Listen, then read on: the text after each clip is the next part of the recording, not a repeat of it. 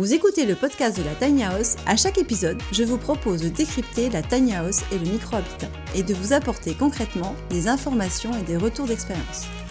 Aujourd'hui, je vous emmène sur, on va dire, une rencontre foudroyante. Vous allez comprendre pourquoi. Je vous présente Florent Higonin. Bonjour Florent. Enchanté. Alors, je suis ravie de te voir aujourd'hui. De même. Ça change de la première fois où on s'est rencontrés. Ah, effectivement, ça change de la première fois où on s'est rencontrés. La météo est à peu près la même, mais par contre, cette fois-ci, je peux te montrer une de mes créations et un de nos nouveaux petits bébés. Alors, avant de parler de l'habitat, Florent, on va déjà parler de toi. Comment tu es arrivé là où tu en es aujourd'hui, c'est-à-dire Dual Life, d'où ça vient. Donc, si tu peux, pour commencer, te présenter qui tu es et ce que tu fais. Eh bien, donc comme tu l'as bien dit, Florent Higonin, donc ça fait maintenant 7 ans qu'on a créé la société. Donc moi je suis issu d'une reconversion professionnelle, donc avant j'étais dans un autre monde et j'ai décidé de recréer cette société à partir justement d'un savoir-faire et à partir surtout d'une grosse envie.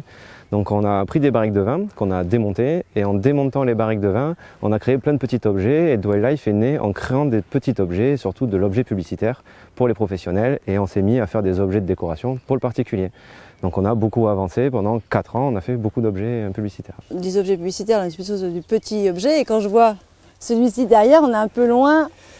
Est-ce que tu peux nous présenter déjà comment on l'appelle? Parce que je disais rencontre foudroyante, mais effectivement. J'ai dit foudroyante, c'est pas pour rien, bien évidemment. Alors, comment on appelle cet habitat? Tout est là-dedans, ça s'appelle un foudre. Donc là, ici, c'est un foudre aménagé en cabane insolite. Et un foudre, c'est une barrique de vin géante. Donc on connaît tous la taille d'une barrique, d'un tonneau, peu importe le nom, ça fait 225 litres, ça fait 90 cm de haut, effectivement c'est pas très très gros. Et là le foudre c'est exactement la même chose, les vignerons vont appeler ça un grand contenant, donc comme les cuves en inox, sauf que voilà, celle-ci est en bois. On me dit souvent mais comment tu fais pour arriver à les retrouver, ça se fabrique plus, ça se fait plus. Oui. Et bien, non, justement les tonneliers en fabriquent encore aujourd'hui et c'est un peu comme les voitures, un peu comme le leasing, lorsque le tonnelier va l'installer un nouveau foudre, il démonte l'ancien, il fait la récupération et nous on se positionne là. Et toi, on se positionne en upcycling. Upcycling. Souvent on me dit ah, Florent t'as récupéré ça, etc. Non, pas du tout, ça a une vraie valeur. Nous on vient racheter cette matière première qui est en fin de vie, donc pour la remettre dans le circuit, pour la remettre dans le réseau, parce qu'en fait la barrique ne peut plus donner de goût au vin. Et ce que tu m'avais expliqué, si je me trompe, c'est qu'à chaque fois tu as un numéro d'identification pour chaque foudre. Effectivement, chaque foudre est numéroté dans le sens dans lequel on les a fabriqués. Et la petite subtilité, c'est qu'on leur a donné un prénom féminin. Donc ce prénom féminin est issu de nos clients directement. Donc le tout premier, c'était France, parce que la cliente s'appelait France. Ouais. Ensuite, on a fait Bernadette pour rendre hommage à malheureusement la mère d'un ami qui est décédé pendant le chantier, Bernadette. Donc le deuxième s'appelait Bernadette. Après, pendant le troisième chantier, ma femme était enceinte et donc le troisième foudre porte le prénom Jade. C'est celui-ci. Donc là, c'est le deuxième Jade qu'on est en train de mettre en place actuellement. C'est le foudre qui est du coup pas dans son sens initial, que tu as retourné. Un foudre, il est droit normalement, ce qu'ils appellent un tronc conique. Il est totalement droit et là, nous, on est assez fous, mais on est fous parce que nos clients le sont aussi et souvent les idées viennent des clients. Ouais. Celle-ci, le tout premier, venait d'un client fou qui était du côté de Bise-Minervois, dans le Flower Camping de l'Olivigne. Et lui m'a dit, Florent, je veux un spot à nid douillet. Je veux un nid douillet, je veux que ce soit perché en haut. Alors nous on vient de Gironde, donc on connaît les cabanes Chanquet sur le bassin d'Arcachon. Je dis on va te faire un foudre de Chanquet. Et donc du coup cette idée-là est venue comme ça, avec ce client un peu fou, mais qu'on adore. Donc on a pris le foudre, il était droit, on est venu le coucher et après on est venu le mettre sur cette partie charpente. Donc on a fait appel à un charpentier, parce que nous on n'est pas charpentier, qui nous a fabriqué cette magnifique structure. Et aujourd'hui on se retrouve ici dans le 49. Un foudre perché quoi. Un foudre perché, et là c'est le foudre qu'a choisi Bulle et Détente, a pris ce magnifique foudre avec les 2 modules que tu vois à côté. On reviendra ensuite pour présenter le lieu. Tu me dis ce foudre-là et les idées viennent des clients, et ça j'adore, parce que souvent c'est le cas. Quand tu t'es lancé dans le foudre, ça vient de mémoire d'un client. Est-ce que tu peux me raconter un peu comment ça arrivé ce flash ou cette rencontre? Bien sûr. Eh bien, comme je le disais tout à l'heure, on commençait avec des objets publicitaires. Donc objets publicitaires, on faisait des marchés, des objets publicitaires et des objets de décoration, pardon. Et les objets de décoration, on venait les montrer dans des marchés de producteurs. Donc là, typiquement, on était à Arcachon. Sur un marché de nuit et une cliente est passée, une future, c'était un prospect, même pas, c'était rien, juste une personne qui passait et elle dit tiens Florent, bonjour monsieur, qu'est-ce que c'est que tous ces objets, vous savez transformer des barriques, est-ce que vous savez transformer un foudre? Je ne connais pas ce mot-là à part l'expression foudroyante, foudre de guerre. J'ai dit il y a peut-être quelque chose et non, je ne connaissais pas ce contenant-là parce qu'encore une fois je suis issu d'une reconversion professionnelle, j'étais pas dans le milieu du vin ni dans le milieu du bois. Donc je suis allé chez la cliente pour aller voir qu'est-ce que c'est qu'un foudre. Alors c'était pas tout à fait un foudre, maintenant que je suis un vrai professionnel sur le domaine, c'était un fouloir. Donc le fouloir en fait c'est une cuve avec un fond évidemment, avec une robe, une coque, c'est l'enveloppe du foudre, mais en dessus, sur le dessus il n'y avait pas de fond. Donc il mettait les raisins là-dedans et il foulait. On a tous vu un peu cette image, il foulait à la main, au pied, plutôt sympa avec les pieds. Et on s'est dit, ok, parfait, c'est pour faire quoi? Je veux regarder les étoiles la nuit. Ah, ok, et parfait, ça fait 1,40 m sur la partie supérieure, il n'y a pas de toit. Donc c'est là qu'on a développé notre premier partenariat avec des usines françaises. On s'est fait faire des moules de dômes transparents sur mesure. Et ce dôme-là est posé sur le toit du foudre. Donc ça fait une bulle? Toute la bulle, ça fait donc vraiment le diamètre. Là, tu as exaucé son souhait de pouvoir voir... Ah, elle est là, du coup, elle a 100% de son toit ouvert, elle peut regarder les étoiles. Et le projet a commencé comme ça, le projet... La vie de toute la transformation des foudres a commencé comme ça. Alors on a fini le chantier la semaine avant le premier confinement, donc c'est pour ça on recale bien un peu tout ça. Donc en mars 2020, on a posé notre premier foudre, et là aujourd'hui on est en mars 2025, et ça doit être le 5e ou le 6e foudre aujourd'hui qu'on fait. D'accord, très bien. Alors, merci à cette cliente. Ah bah oui, carrément, mais comme quoi la vie est faite de rencontres. Exactement. Est-ce qu'il y a des spécificités, c'est-à-dire parce que forcément, tu pars du foudre que tu vas chercher, tu dois aussi avoir une certaine odeur non plus qui doit rester un petit peu, pour arriver à un produit fini, des hébergements dans lesquels vont arriver des futurs touristes. Nous, on va les chercher dans les châteaux, donc on va les racheter là-bas. On les récupère, nous, à l'atelier, on va les garder 3-4 mois. Déjà, pendant 3-4 mois, l'odeur va commencer un peu à s'évacuer. Une fois qu'on a fini de finaliser tous les 3D, tous les devis avec les clients, parfait, là on va vraiment faire la transformation et on va vraiment lui donner une seconde vie. Et lorsqu'on va faire les transformations, on va faire du copeau, on va avoir de la sciure, et là déjà forcément l'odeur va un petit peu changer. Et après dans le foudre, on vient mettre ce que le client y veut. On a bien évidemment une liste de types de fenêtres, de types de portes, de types d'ouvertures, de types de charpentes. Donc on a nos standards entre guillemets, mais réellement on ne fait jamais la même chose. On ne fait jamais de standard parce que les clients ils veulent tous avoir quelque chose d'unique, d'atypique. Celui-ci c'est le deuxième jade, mais il est comme le premier, mais il n'est pas comme le premier. Il a des petites subtilités que justement le client ici Bulle et Détente voulait. Donc on va vraiment aller faire du sur-mesure. Et je dis souvent à mes clients, sur-mesure ça ne veut pas dire plus cher.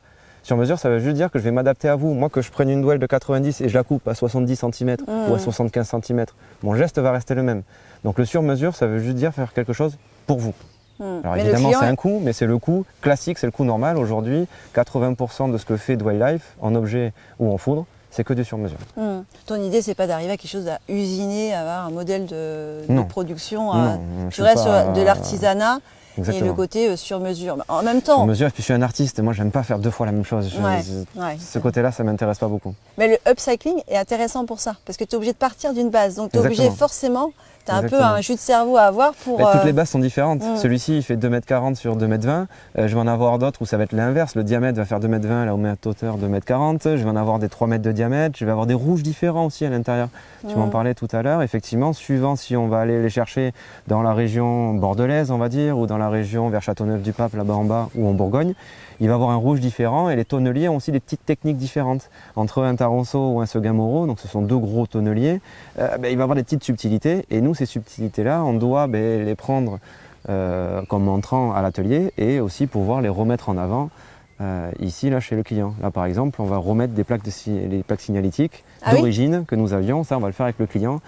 On va le baptiser, entre guillemets, avec le client. On va pouvoir Alors, on parle d'hébergement.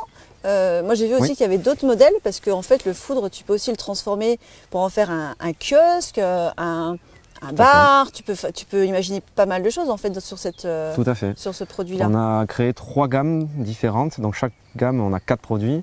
Donc on a la gamme évidemment des logements insolites. Donc on va appeler plutôt la petite cabane insolite. On va avoir des kiosques professionnels où là, on va faire des solutions de snacking, des solutions de bar ou de kiosque effectivement, comme tu l'as dit. Et on propose aussi un côté bien-être.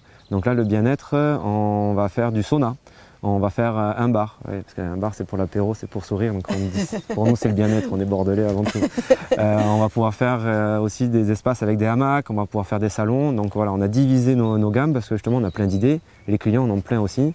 Donc oui, c'est pas que pour de la nuitée. On a la nuitée vraiment cabane insolite, mais on a la nuitée logement insolite où on va pouvoir mettre la salle de bain et le toilette dans un foudre aussi. D'ailleurs, c'est pour ça qu'on va en parler un peu plus de ce produit-là, donc le produit Jade. Il y a 2 modules à côté. Là, le choix qui a été fait sur le client, c'est dans ces 2 modules-là. Qu'est-ce qu'on y retrouve à l'intérieur sur ces modules? Alors le module qu'on voit sur le fond, c'est un module où à l'intérieur il est vert. Là, c'est le module qu'on a appelé cépage, c'est un modèle de toilette sèche. Et le deuxième module qui est à côté, donc c'est une cabine de douche qu'on a appelée millésime. Et là, du coup, le client va pouvoir proposer à ses clients d'avoir dans le même thème quelque chose de rond, de joli, dans le même bois, qui ressemble un petit peu à une barrique et qui va aller s'accorder vraiment à notre logement. Et là, on est encore une fois, ce qui va avec l'insolite, on est sur l'expérience. On est sur l'expérience. On est toujours dans l'économie circulaire aussi, parce que les cuves ici, c'est aussi de l'upcycling. Ce sont des cuves en fibre de verre qui étaient des garde-vin avant dans les chais. Donc on rachète dans les chais les foudres, les barriques et les cuves de vin en fibre de verre. Les cuves en inox aussi. Et tout ce qui est déchets de chez, ça vient chez nous pour qu'on puisse faire de l'insolite. On est vraiment sur un mode circulaire en fait. Ah, tout à fait. Et là, tu parlais de toilettes sèches, mais après, j'imagine que le client, s'il veut être en toilette normale, c'est par rapport au raccordement qui est possible sur le terrain. Après, c'est des parties pris de chaque client, quoi. Exactement, que ce soit sur le toilette sèche ou un toilette normale, que ce soit sur la douche que du froid ou est-ce qu'il met un petit chauffe-eau, ou sur les foudres, c'est pareil, des fois on est en site isolé, donc là ils ne veulent absolument rien, les gens n'ont pas accès à l'électricité, ils n'ont pas le wifi, et d'autres sites où là par contre on fait le lot complet, on vient mettre l'électricité, on vient mettre toutes les lumières, on vient mettre toute cette partie-là, donc ça c'est le client qui va nous demander où est-ce qu'on s'arrête et où est-ce qu'on commence.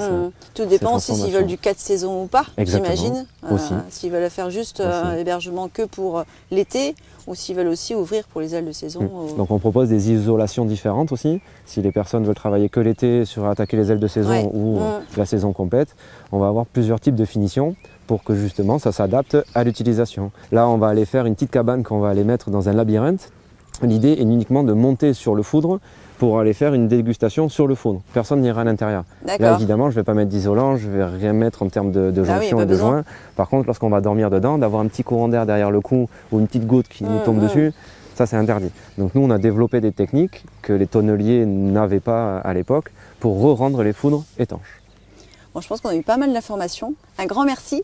Parce que je t'ai un petit peu interrompu pendant la fin de ton chantier. Normalement, ça continue à avancer. Tu termines demain, ce que tu m'as dit. Exactement, ce soir, on va faire tout le gros ce soir. On va faire la remise officielle avec le client ce soir. Et demain, il va nous rester 3-4 heures pour faire toutes les dernières finitions qu'on aura validées. On peut dire quelques mots d'ailleurs sur le prochain lieu. Là, on est en Anjou.